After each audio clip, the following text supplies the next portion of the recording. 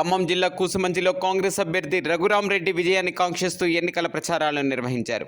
ప్రచారాలలో ఉప ముఖ్యమంత్రి మల్లు బట్టి విక్రమార్క, రెవెన్యూ శాఖ మంత్రి పొంగులేటి శ్రీనివాసరెడ్డి, ఖమ్మం పార్లమెంట్ అభ్యర్థి రఘురామరెడ్డి పాల్గొన్నారు.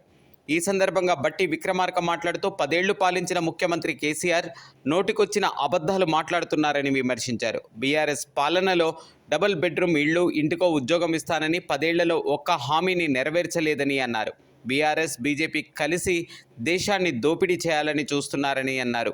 పొంగులేటి శ్రీనివాసరెడ్డి మాట్లాడుతూ మొన్న జరిగిన అసెంబ్లీ ఎన్నికల్లో ప్రజలు మార్పు కోరుకొని కాంగ్రెస్ పార్టీని అధికారంలోకి తీసుకువచ్చారని తెలిపారు. ఎన్నికల్లో ఇచ్చిన హామీలను కొన్నింటిని నెరవేర్చామని ఆయన పేర్కొన్నారు. గత 10 సంవత్సరాలు పాలించిన వ్యక్తి మళ్లీ మాయమాటలతో ప్రజల ముందుకు వస్తున్నారని విమర్శించారు. లోక్సభ అభ్యర్థి రఘురామరెడ్డి మాట్లాడుతూ కాంగ్రెస్ 150 రోజుల్లోనే ఇచ్చిన 6 గ్యారంటీలలో 5ని అమలు చేసిందని అన్నారు. బీజేపీ ప్రభుత్వం అంబానీకి, అదానికి ప్రభుత్వ ఆస్తులు దారాదత్తం చేస్తుందని ఈ సందర్భంగా ఆయన విమర్శించారు. కాంగ్రెస్కి ఓటు వేసి రాహుల్ని ప్రధానమంత్రిని చేయాలని విజ్ఞప్తి చేశారు. ఉచితంగా ఆర్టీసీ బస్సులో ప్రయాణం చేపిస్తామని చెప్పి మేము శాసనసభ్యులుగా ప్రమాణం స్వీకారం చేసిన 6 గంటలోనే అదే శాసనసభ ప్రాంగణంలో బస్సులు ప్రారంభోత్సవం చేసి దాదాపు 38 కోట్ల జీరో బస్సు టికెట్లు ఈ రాష్ట్రంలో ప్రయాణం జరిగాయి. నేను అడుగుతా ఉన్నాను, 10 ఏళ్ళు మీకు దానికి రాష్ట్రాన్ని మీ చేతిలో పెడితే ఈ రాష్ట్రంలో ఉన్నటువంటి పేద బడుగు బలైన వర్గాలకు సంబంధించిన ఆరోగ్యం దెబ్బతింటా ఉంటే ఆసుపత్రులు మీరు పట్టించుకోలేదు. మేము చెప్పాం, కాంగ్రెస్ పార్టీ అధికారంలోకి వస్తే ఏ పేదవాళ్ళ కోసం మేము నిరంతరం కష్టపడతామని చెప్పి 10 లక్షల రూపాయల వరకు ఆరోగ్యశ్రీ కార్డు ఇస్తామని చెప్పాం. 6 గంటలోనే ఇచ్చి చూపించాం. మీకు కనపడట్లేదా? ఇది మేము చెప్పాం. మేము అధికారంలోకి వచ్చిన 100 రోజుల్లోనే ఈ రాష్ట్రంలో ఉన్నటువంటి పేద మహిళలకి, మధ్యతరగతి కుటుంబాలకు సంబంధించినటువంటి వాళ్ళకి, ఆరాతో ఉన్న కుటుంబాలందరికీ కూడా 500 రూపాయలకే గ్యాస్ సిలిండర్ ఇస్తామని చెప్పాం. ఇచ్చి చూపించాం. ఇది కనపట్లేదా అని అడుగుతా ఉన్నాం.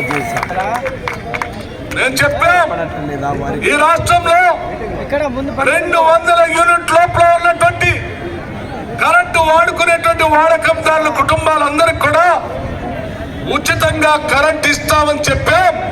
చెప్పినట్టుగానే మార్చి 1వ తారీఖు నాడు ఈ రాష్ట్రంలో ఉన్న 36 లక్షల కుటుంబాలకి జీరో బిల్ ఇచ్చి కరెంటు ఉచితంగా ఇస్తున్న సంగతి కనపట్లేదు. రాష్ట్ర ప్రభుత్వం నిర్ణయం తీసుకుంది. ప్రతి జిల్లాలో అధికారులు ఆ ప్రాంతాల పంపించాం, పొలాల దగ్గర పంపించాం, ఎన్యూమినేట్ చేపించాం, లెక్క లేపించాం. ప్రతి ఎకరానికి 15,000 రూపాయలు ఇస్తామని చెప్పాం. దానికి సంబంధించిన నిధులు కూడా కేటాయించాం. అదే రైతుల పైన కాంగ్రెస్ పార్టీకి ఉన్నటువంటి నిబద్ధత. కరెంటు కట్ అవుతా ఉంది, కరెంటు పోతా ఉందని చెప్తా ఉన్నాడు. నేను అడుగుతా ఉన్నాను, ఇన్ని అబద్ధాలు ఈ రాష్ట్ర ముఖ్యమంత్రిగా పనిచేసిన పెద్ద మనిషి ఒక స్థాయి మర్చిపోయి, ముఖ్యమంత్రి స్థాయిని కూడా మర్చిపోయి అబద్ధాలు మాట్లాడుతూ ప్రజలు తిరుగుతా ఉన్నా, ప్రజలు గమనిస్తా ఉన్నారు.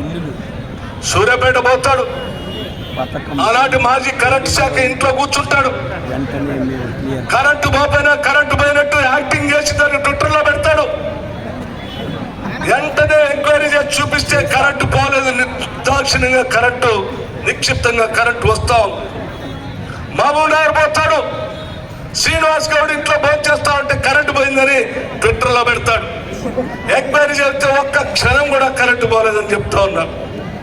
అని ఎన్ని అబద్ధాలు మాట్లాడతారు, ఎంతమంది అబద్ధాలు మాట్లాడతారు, ఎన్నిసార్లు అబద్ధాలు మాట్లాడి ప్రతి సంవత్సరం అబద్ధాలతో బతకలేరన్నటువంటి సంగతి గత ఎన్నికల్లోనే ఈ రాష్ట్ర ప్రజానికం బండకేసి బాది ఇందిరమ్మ రాజ్యాన్ని రాష్ట్రంలో ఈ రాష్ట్ర ప్రజలు తీసుకొని వచ్చారు. ఆ ప్రజల అవసరాల కోసం కాంగ్రెస్ పార్టీ నిలబడి ఇచ్చిన మాట ప్రకారాన్ని చేసుకుంటూ వెళ్తా ఉన్నాం. పరిపాలించిన పెద్ద ఆయన కర్ర పట్టుకొని మళ్ళీ మాయ మాటలు చెప్తూ మన మధ్యకు వస్తున్నాడు. ఒకసారి కర్ర కాల్చి ఊత పెట్టాం, మళ్ళీ ఆ పార్టీ బీజేపీ పార్టీకి బి పార్టీ అయిన బీఆర్ఎస్ పార్టీని మళ్ళీ పొందబెట్టాల్సిన అవసరం ఉంది.